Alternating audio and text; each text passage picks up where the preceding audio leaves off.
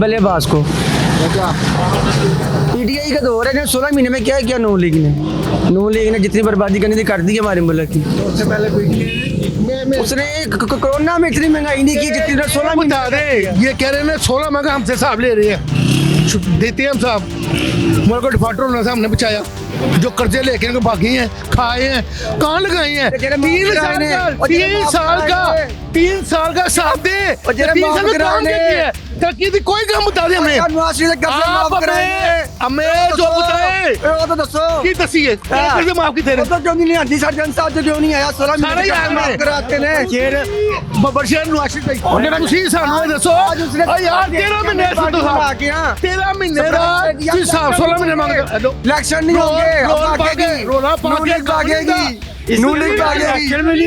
नून league भागेगी अब ਸਾਨੂੰ ਇਹ ਦੱਸਣਾ 3.5 ਸਾਲ ਦੀ ਕਾਰਕਰਦਗੀ ਦਿਖਾ ਦੇਣ ਕੋਈ ਹੌਸਪੀਟਲ ਦਿਖਾਇਆ ਬਣਾਇਆ ਵੇ ਜੀ 3.5 ਸਾਲ ਚ ਨਹੀਂ ਕੀਤੀ 16 ਮਹੀਨੇ ਤੁਸੀਂ ਕੀ ਕੀਤਾ ਬਰਬਾਦੀ ਕੀਤੀ ਹੈ ਤੁਹਾਡਾ ਭਾਰ ਲਾਇਆ ਤੁਹਾਡਾ ਭਾਰ ਲਾਇਆ 16 ਮਹੀਨੇ ਦਾ ਤੁਹਾਡਾ ਭਾਰ ਲਾਇਆ ਕਰਜ਼ੇ ਲੈ